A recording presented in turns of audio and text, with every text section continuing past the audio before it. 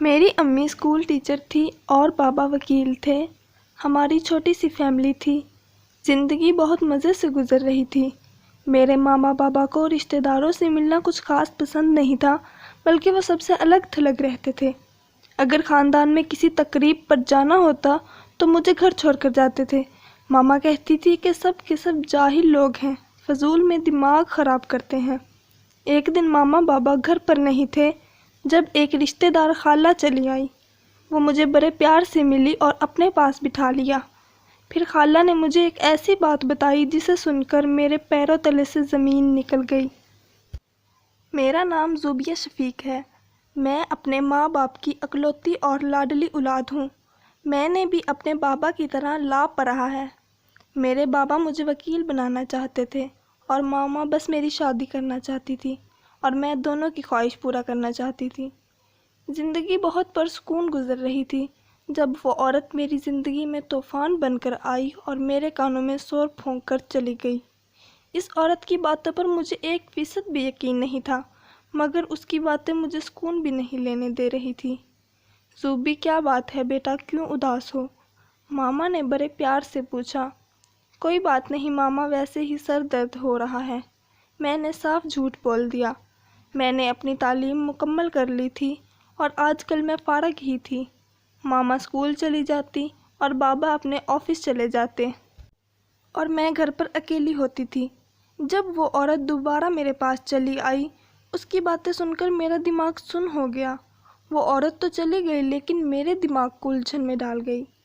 زوبیہ، یہ کیا بات ہے بیٹا، میں کئی دنوں سے نوٹ کر رہا ہوں، آپ بہت خاموش ہیں۔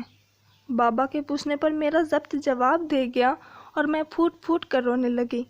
نہیں ہیں آپ میرے بابا، ساری زندگی آپ نے مجھ سے جھوٹ بولا۔ آپ نے مجھے میری ماں سے کیوں چھینا تھا؟ میں انسان تھی، کوئی شو پیس نہیں جو آپ کو پسند آ گیا اور آپ نے لے لیا۔ ماما کچن سے چائے بنا کر لا رہی تھی۔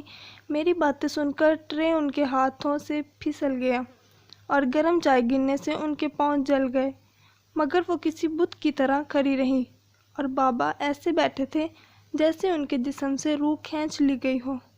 ان کے چہرے کا رنگ زرد پڑ چکا تھا، مگر میں کسی کی بھی پرواہ کیے بنا بولتی گئی، نہیں ہوں میں آپ کی بیٹی، آپ کی محبت ایک جھوٹ ہے، دھوکہ ہے۔ اگر آپ کے پاس بچے نہیں تھے تو آپ اللہ سے مانگتے، مجھے میرے ماں باپ سے جدا کیوں کیا؟ اسی لیے آپ مجھے رشتہ داروں سے ملنے نہیں دیتے تھے تاکہ کوئی مجھے حقیقت نہ بتا دے۔ میں روتے ہوئے فرش پر بیٹھ گئی۔ کس نے بتایا تمہیں؟ بہت دیر بعد ماما کی آواز آئی۔ میری اصل ماں نے مجھے بتایا ہے، وہی جسے میں ساجدہ خالہ کہتی تھی۔ وہ مجھ سے ملنے کو ترستی رہی اور آپ نے ان کو گھر آنے کی اجازت نہ دی۔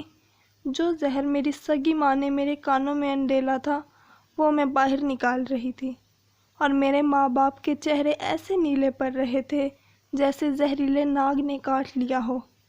دل کی بھڑاس نکالنے کے بعد میں چپ ہو گئی تو بابا نے اٹھا کر مجھے صوفے پر بٹھایا۔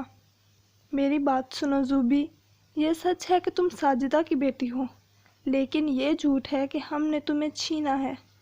ہماری شادی کے 10 سال بعد تک ہم اولاد سے محروم رہے، مگر ہم ہمیشہ اولاد اللہ سے ہی مانگتے تھے۔ ساجدہ میری خالہ زاد بہن ہے۔ اس کا شوہر نشہ کرتا تھا۔ اس کی پہلے ہی 4 بیٹیاں تھیں۔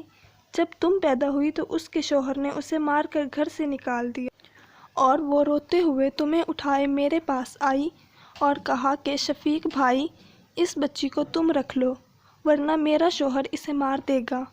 وہ تمہیں میری گود میں ڈال کر چلی گئی اور میں ہر مہینے ساجدہ کی مدد کرتا رہا، مگر اب وہ حد سے زیادہ لالچ کرنے لگی تھی۔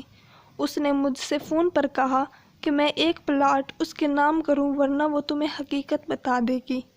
مجھے یہ نہیں پتا تھا کہ وہ اس حد تک چلی جائے گی، لیکن مجھے ساجدہ سے کوئی شکوہ نہیں۔ تم تو ہماری بیٹی تھی، بہت پیاری بیٹی، ہم نے کہاں اپنے پیار میں کوئی کمی رکھی تھی۔ بابا رو رہے تھے اور ماما کسی بے جان شے کی طرح بیٹھی تھی۔ بابا مجھے بہت دیر سمجھاتے رہے۔ ماما میرے پاس آئی اور میرے سامنے نیچے بیٹھ کر میرے سامنے ہاتھ جوڑ دیے کہ میری بیٹی، ہمیں چھوڑ کر مت جانا، ہم زندہ نہیں رہ سکیں گے۔ میں نے ماما کے ہاتھ تھام لیے मामा का बीपी शूट कर गया। बाबा इन्हें हस्पताल लेकर गए और पीछे से मेरी सगी माँ साजिदा खाला आ गई। वो मेरी मिन्नतें करने लगी कि ज़ूबिया एक बार मेरे साथ चलो, तुम्हारी बहनें तुम्हें बहुत याद करती हैं, बस एक बार मेरी बात मान लो, फिर तुम वापस आ जाना। मैंने अपनी ज़िंदगी की सबसे बड़ी गलती कर दी। वो मुझे जिस घर ले गई वो कोई अजीब दुनिया थी।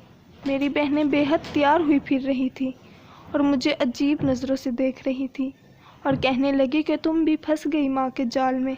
उनकी नज़र तो बहुत पहले से ही तुम पर थी। इज़्ज़त की ज़िंदगी तुम्हें रास ना आई। सारी ज़िंदगी तो हमारा बाप नशा करता रहा और जब वो मर गया तो माँ ने हमें गलत राह पर लगा दिया। मैं घबराकर उस कमरे से बाहर निकल आई। दूसरे कमरे से आवाज़ें आ रही थी, देख लो शफीक, मैंने कहा था एक प्लाट लेकर मेरे नाम कर दो वरना तुम्हारी जान निकाल लूँगी। मैं ज़ूबिया को अपने साथ ले आई हूँ। जब उसे वापस लेने आना तो प्लाट के कागज़ साथ लाना। मेरी आंखों पर परा पर्दा हट चुका था।